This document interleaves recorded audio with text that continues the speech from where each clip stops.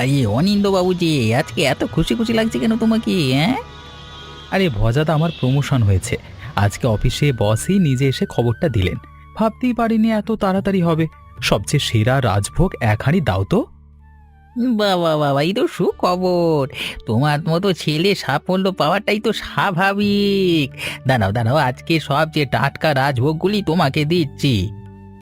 কতদিন ধরে চেষ্টা করছিলাম ভজদা, আজকে অবশেষে ফল পেলাম। পরিশ্রমের ফল তো একদিন না একদিন পাওয়াই যায়। তুমি তো সব সময় খুব মনোযোগী ছেলে। আপনাদের আশীর্বাদই এসব হচ্ছে ভজদা। হ্যাঁ, তুমি ছোটবেলা থেকেই দোকানে আসছো অনিন্দ। তোমার এই সাফল্য আমারও গর্ব হচ্ছে। সত্যি ভজদা, আপনার এই দোকানের সাথে অনেক স্মৃতি জড়িয়ে আছে আমার। মনে আছে ছোটবেলায় তুমি কত রোজ স্কুল থেকে ফেরবার পথে আমার কাছে এসে একটা করে সন্দেশ চাইতে? মনে থাকবে না কেন, সেই স্বাদটা এখনো ভুলিনি। সেই ছোট্ট ছেলেটাই আজকে বড় অফিসার হয়ে গেল। বাবা, সময় কত তাড়াতাড়ি চলে যায়, তাই না? সত্যিই ভজদা, আপনার এই দোকানটাও তো তখন থেকে অনেক বদলেছে। ধন্যবাদ ভজদা। কাদম্বরী শুনলে খুব খুশি হবে। ওকে তো এখনো কিছুই জানায়নি। এই শোনো শোনো, এই বৃষ্টি খেয়ে যেন তোমাদের সংসার সব সময় এমন মিষ্টি খবরই আসে সংসার থেকে। হ্যাঁ, নিশ্চয়ই ভজদা, আজকে সত্যিই আমার জীবনের সেরা দিন। যাও যাও, বাড়ি গিয়ে সবাইকে নিয়ে আনন্দ করো। কাদম্বরী, কাদম্বরী কোথায় তুমি? একটা দারুণ খবর আছে। কি হলো, এত লাফাচ্ছ কেন? আমার প্রমোশন হয়েছে গো। আজকে থেকে আমি আমি সিনিয়র ম্যানেজার। সত্যি? এ তো খুশির খবর, আমার তো বিশ্বাসই হচ্ছে না। হ্যাঁ, বিশ্বাস করো, একদম সত্যি। আর এই দেখো, ভজদার দোকান থেকে সবচেয়ে ভালো রাজভোগ নিয়ে এসেছি। বাহ, আজ তাহলে জমিয়ে মিষ্টি মুখ হবে। ওরে আমার সোনা মা, কেমন আছিস তুই? আর জামাই বাবু, তোমাকে তো একদম রাজপুত্রের মতো লাগছে আজ। মাসি, আপনি হঠাৎ কোনো খবর না দিয়ে? আরে বাবা, তোদের একটু চমকে দিতে চাইলাম, কতদিন দেখিনি তোদের। আজ তো আমাদের জন্য আরেকটা খুশির দিন, অনিন্দর প্রমোশন হয়েছে। সে কি, তাহলে তো আজ একেবারে ডবল সেলিব্রেশন। এই হাঁড়িটা কি গো? ভজদার দোকানে রাজভোগ মাসি, একদম টাটকা। বা বা বা, দাও দাও, আমি গুছিয়ে রাখছি। জামাই বাবু, তুমি সত্যি সোনার টুকরো ছেলে। আমার কাদম্বরীর ভাগ্যই ভালো তোমার মতো বর পেয়েছে। মাসি, আপনি তো খুব প্রশংসা করছেন, আমি লজ্জা পাচ্ছি। লজ্জা পাওয়ার কি আছে বাবা, আমি তো সত্যিই বলছি। তুই না থাকলে আমার কাদম্বরীর কি হতো কে জানে। মাসি, তুমি সবসময় এত বাড়িয়ে কেন বলো তো? বাড়িয়ে বলছি না, সত্যিই বলছি। যাও যাও, গল্প কর, আমি চা বানিয়ে আনছি। মাসি তো সেই আগের মতোই আছেন, এতটুকু বদলাননি। হ্যাঁ, ছোটবেলা থেকেই এমন, উনি সবাইকে নিয়ে খুব যত্ন করেন।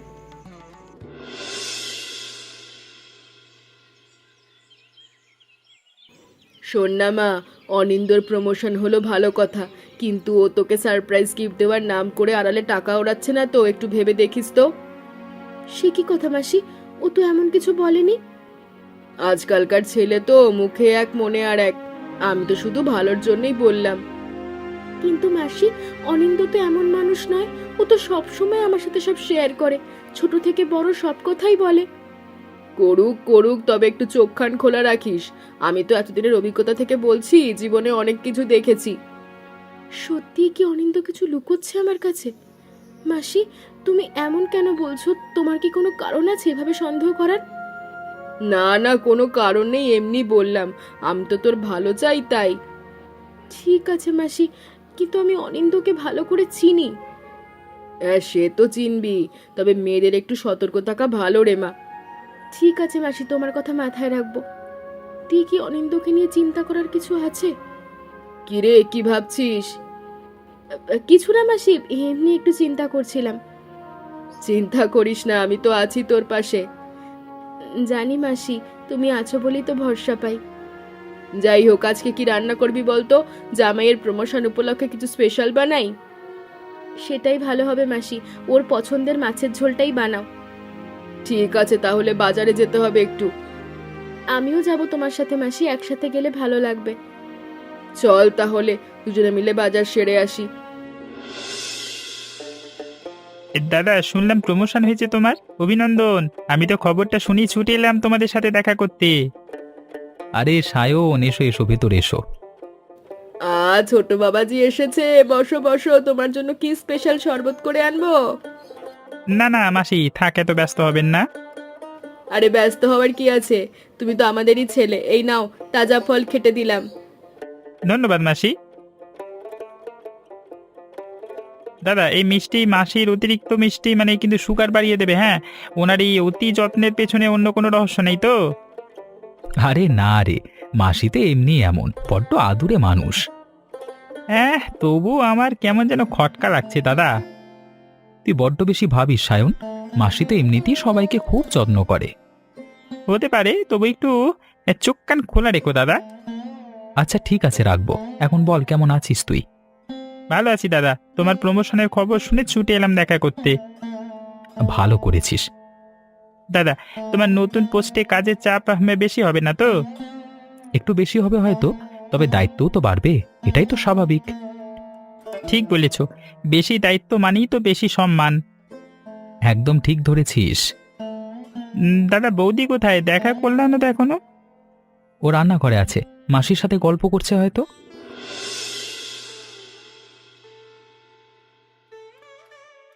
এক্সকিউজ মি, আমার স্ত্রীর জন্য একটা ভালো পারফিউম দেখাবেন? আচ্ছা, কোনো বিশেষ উপলক্ষ নাকি? হ্যাঁ, আজকে আমার প্রমোশন হয়েছে, তাই ওকে একটা সারপ্রাইজ দিতে চাই। বাহ, অভিনন্দন স্যার। স্যার, আপনার প্রমোশনের জন্য স্পেশাল পারফিউমটা ম্যামকে গিফট করুন, উনি খুব খুশি হবেন। বাহ, সুন্দর তো গন্ধটা, এটাই নিই তাহলে। তাহলে কি মাসি ঠিকই বলেছিল? ও এভাবে অন্য মেয়েদের সাথে হাসি মুখে কথা বলছে? দেখলি তো মা, আমি তোকে বলেছিলাম। আমার আর ভালো লাগছে না এখানে, আমি গাড়িতে গিয়ে বসছি। কাদম্বরী, কোথায় যাচ্ছ? দেখো তো এই পারফিউমটা কেমন লাগছে তোমার। ভালো লাগছে, তুমি নাও, যা ইচ্ছে। কি হলো তোমার হঠাৎ, মুখটা এমন কেন লাগছে? কিছু না, একটু মাথা ধরেছে। ওকে একটু বিশ্রাম নিতে দাও জামাই, চলো বাড়ি ফিরি। ঠিক আছে, চলো তাহলে ফিরি। এই তো বীজ বোনা হয়ে গেছে, এবার শুধু অপেক্ষা।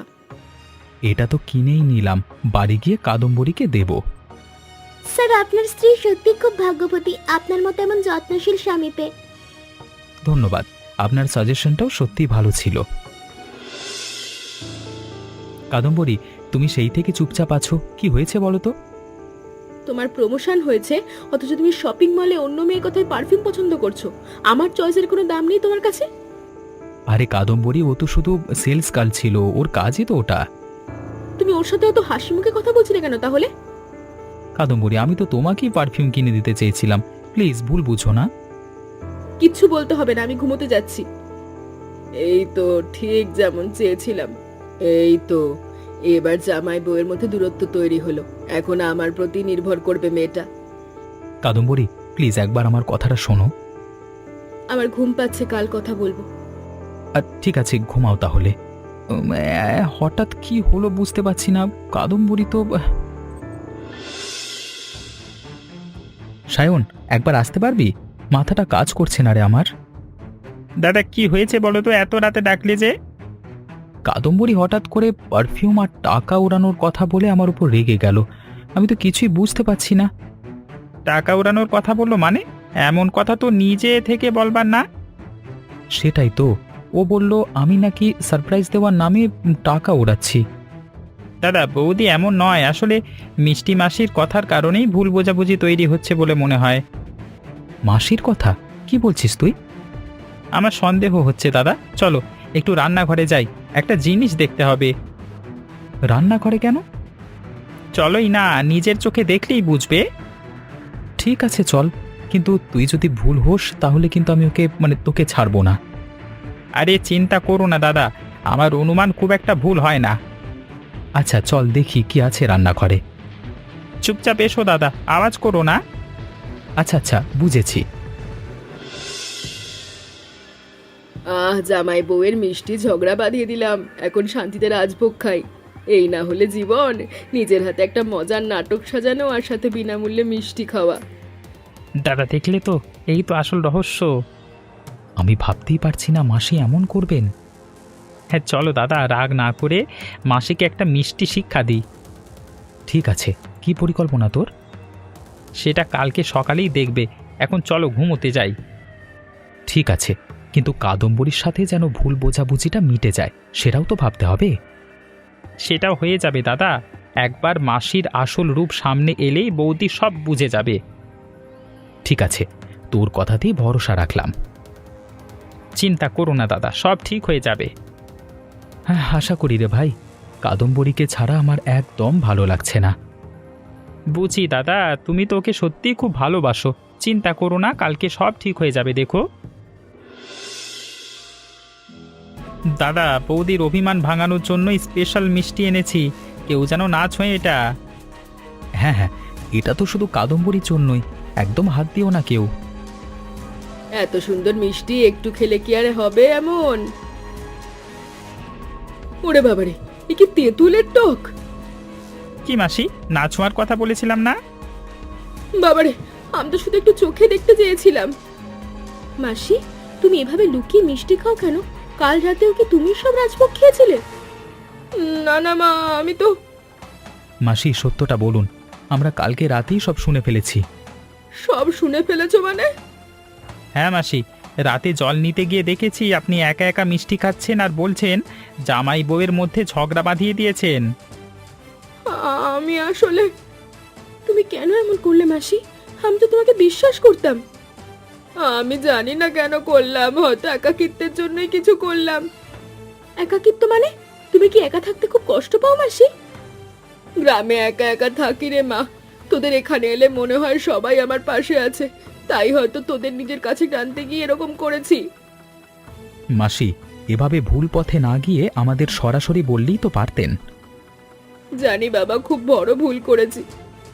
মাসি, এবার থেকে যদি কিছু বলবার থাকে সরাসরি বলবেন, এভাবে নাটক করবার দরকার নেই। হ্যাঁ ঠিক বলেছো বাবা, আর কখনো এমন করব না। মাসি কেঁদো না, আমরা সবাই তোমাকে ক্ষমা করে দিয়েছি। সবকিছু গুলিয়ে গেল আমার মাথায়। কাদম্বরী, একটা কথা শোনো, প্রমোশনের পর আমি একটা নতুন ফ্ল্যাটের বুকিংয়ের জন্য টাকা জমাচ্ছিলাম, তোমাকে সারপ্রাইজ দেব বলে বলিনি। নতুন ফ্ল্যাট? কিন্তু মাসি যে বললো তুমি টাকা ওড়াচ্ছ। মাসি তোমাকে ভুল বুঝিয়েছে কাদম্বরী, তুমি তো জানোই মাসি কেমন, তাও তুমি মাসির কথায় আমাকে ভুল বুঝলে। আর মলের ওই মেয়েটা তো জাস্ট সেলস গার্ল ছিল, ও শুধুই তোমার জন্য পারফিউমটা সাজেস্ট করেছিল। আমি সত্যিই খুব বোকামি করেছি অনিন্দ, তোমাকে অকারণে সন্দেহ করলাম। ঠিক আছে, এখন সব বুঝেছো তো, আর মন খারাপ করো না। আমাকে ক্ষমা করো, আমি না বুঝে তোমাকে অনেক কষ্ট দিয়েছি। কোনো ক্ষমা চাইতে হবে না পাগলি, চলো বাড়ি ফিরি। আচ্ছা অনিন্দ, মাসি কি সত্যিই এরকম করেছেন ইচ্ছে করে? মনে হয় তাই, তবে রেগে না গিয়ে আগে ওনার সাথে কথা বলি, দেখি আসল কারণটা কি। ঠিক বলেছ, মাসিরও তো নিশ্চয়ই কোনো কষ্ট আছে যেটার জন্য এমনটা করলেন। চলো বাড়ি গিয়ে সব ঠিক করি। আচ্ছা অনিন্দ, আমি না বুঝে তোমাকে এত কষ্ট দিলাম, তুমি রাগ করোনি তো? রাগ কিসের, তুমি তো ভুল বোঝবার মতো পরিস্থিতিতেই পড়েছিলে, মাসি তো সবাইকে এভাবে বিভ্রান্ত করতে পারে। সত্যি বলছো? একদম সত্যি বলছি, চলো এবার বাড়ি ফিরি।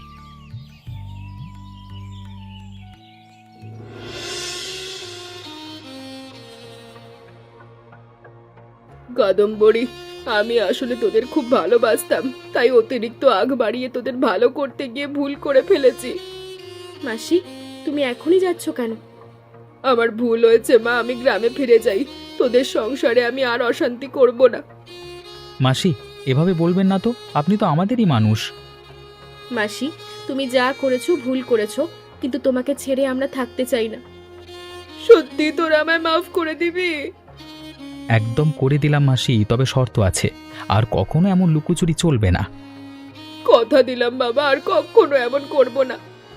যাক, মাসি তাহলে থেকেই যাচ্ছেন, ভালোই হলো, ওনার হাতে রান্নাটা তো দারুণ। তোমরা তো খালি খাওয়ার চিন্তা সায়ন বাবাজি। আরে মাসি, ভালো রান্না পেলে কে না খেতে চায় বলুন তো? যাক, সব মিটেই গেল তাহলে। মাসি, একটা কথা বলি, আপনি চাইলে এখানে আমাদের সাথেই থাকতে পারেন, একা একা গ্রামে থাকবার দরকার নেই। সত্যি বলছো বাবা? আমার তো চোখে জল চলে এসেছে। সত্যি মাসি, তুমি এখানে থাকবে? তবে আর কোনো লুকোচুরি না। আমি কথা দিলাম আর কখনো এমন করব না। এখন থেকে যা মনে হবে সরাসরি বলবো, লুকোচুরি করব না। এই তো এবার আসল মাসিকে চিনলাম। চলো মাসি, তোমার ব্যাগগুলো আবার গুছিয়ে রাখি। তুমি তো আর যাচ্ছ না। ঠিক আছে মা, তাহলে তাই কর। মাসি, এবার থেকে কিন্তু আমিও মাঝে মাঝে আসবো আপনার হাতে রান্না খেতে, হ্যাঁ?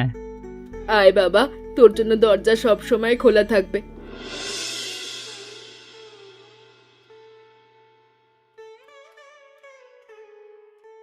আসুন আসুন, আজকে আমাদের ছোট্ট একটা পারিবারিক ভোজ। ধন্যবাদ স্যার নিমন্ত্রণ জানানোর জন্য। শুনলাম সেদিন একটা ছোট্ট ভুল বোঝাবুঝি হয়েছিল আপনাদের মধ্যে। হ্যাঁ, সেই ভুলটা আমারই ছিল। তোমাকে ভুল বুঝেছিলাম, আমি দুঃখিত। আরে না ম্যাম, এ তো খুব সাধারণ ব্যাপার। আপনার স্বামী আপনাকে কতটা ভালোবাসেন এটাই তো বড় কথা। আমার রাজভোগগুলো তো দেখছি এই পুরো নাটকের মধ্যমণি হয়ে গেছে। তাহলে মাসি, তেঁতুলের টক তো শেষ। আজকে থেকে তুমি সত্যি আমাদের সবার মিষ্টি মাসি হয়ে যাও। তোরা সবাই সত্যি আমার আসল পরিবার। একদম মাসি, আর এখন থেকে তুমি এখানেই থাকবে আমাদের সাথে। চলো সবাই আজকের এই মিষ্টি সমাপ্তির জন্য একসাথে মিষ্টি মুখ করি। অনিন্দবাবু, তোমার এই পরিবারটা সত্যি খুব সুন্দর। একসাথে এমন হাসি খুশি থাকাটাই তো আসল সুখ। সত্যি আজ এখানে এসে খুব ভালো লাগছে। আরে মাসি, এবার থেকে কিন্তু মিষ্টি খেতে হলে সবাইকে নিয়েই খেতে হবে, একা একা না। ঠিক আছে বাবা, কথা দিলাম একা একা আর কখনো খাবো না। আজকের এই দিনটা সত্যি আমাদের পরিবারের জন্য সব থেকে স্মরণীয় দিন হয়ে থাকবে। সত্যি এত কিছুর মধ্যে দিয়ে গিয়ে আমরা আরো কাছাকাছি এসেছি। সত্যি, একটা পরিবারের মধ্যে ছোটখাটো ভুল বোঝাবুঝি হয়, কিন্তু ভালোবাসা থাকলে সব ঠিক হয়ে যায়। সত্যি এই রাজভোগগুলোকে মনে হচ্ছে আমারও এই দোকান থেকেই নিয়মিত কেনা উচিত। তাহলে তো আমাদের খদ্দের বেড়ে গেল একজন বেশি, হ্যাঁ?